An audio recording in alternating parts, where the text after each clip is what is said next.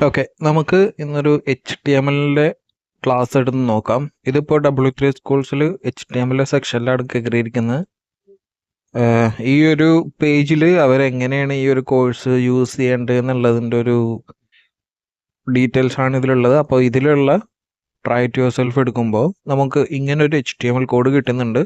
അതിൻ്റെ ഔട്ട്പുട്ടാണ് താഴെ കൊടുത്തിരിക്കുന്നത്. HTML നമുക്കൊന്ന് ചെക്ക് ചെയ്ത് നോക്കാം. ഇവിടെ മെയിനായിട്ടും ഒരു HTML ഉണ്ട്, പിന്നെ ഒരു ഹെഡിങ് ടാഗ് ഉണ്ട്, ഒരു ബോഡി ടാഗ് ഉണ്ട്. പിന്നെ ഹെഡിങ്ങിൻ്റെ അകത്ത് ഹെഡ് ടാഗിൻ്റെ അകത്ത് ടൈറ്റിൽ എന്ന് പറയുന്ന ഒരു ടാഗ് ഉണ്ട്, ബോഡിക്ക് അകത്ത് H1 P1 ഉണ്ട്. ഈ ഹെഡിൻ്റെ അകത്തെ ടൈറ്റിൽ ഞാൻ അപ്ഡേറ്റ് ചെയ്യുമ്പോൾ എന്താ സംഭവിക്കുന്നതെന്ന് നോക്കാം. എന്നിട്ട് ഞാൻ റൺ ചെയ്തു. അപ്പോൾ നമ്മുടെ ബോഡിയിൽ നമ്മുടെ താഴെ കാണിക്കുന്ന റിസൾട്ടിൽ വാല്യൂസ് ഒന്നും മാറിയിട്ടില്ല. കാരണം എന്ന് പറഞ്ഞു കഴിഞ്ഞാൽ ഈ റിസൾട്ടിൽ കാണിക്കുന്ന ഏതൊരു ഐറ്റവും ബോഡിക്കകത്തുള്ളത് മാത്രമായിരിക്കും. ബോഡിയിൽ എന്തൊക്കെ കാര്യങ്ങൾ കൊടുക്കുന്നുണ്ടോ അത് മാത്രമേ നമുക്ക് വെബ് ബ്രൗസറിൽ കാണാൻ കഴിയുള്ളൂ. ടൈറ്റിലിൽ കൊടുക്കുന്ന അല്ലെങ്കിൽ ഹെഡിൽ കൊടുക്കുന്ന കാര്യങ്ങളൊക്കെ ഇതിൻ്റെ മെറ്റാ ഡാറ്റകളൊക്കെ ആയിരിക്കും.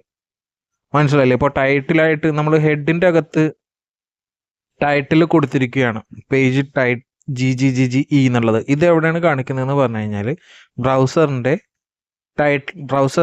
ടാബിൽ ടൈറ്റിലായിട്ട് കാണിക്കും.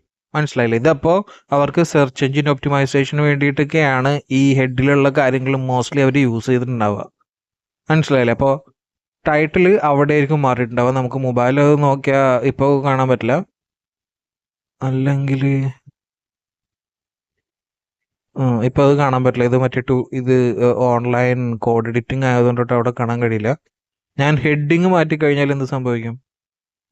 ഹെഡിങ് അവിടെ മാറി. പാരഗ്രാഫിൽ മാറ്റി കഴിഞ്ഞ് കഴിഞ്ഞാൽ പാരഗ്രാഫ് അവിടെ മാറി. ഓക്കെ, അപ്പോൾ ഇങ്ങനെയാണ് W3 സ്കൂൾസിലെ ആ ട്രൈ നമുക്ക് ചെയ്ത് നോക്കാൻ പറ്റുന്നത്.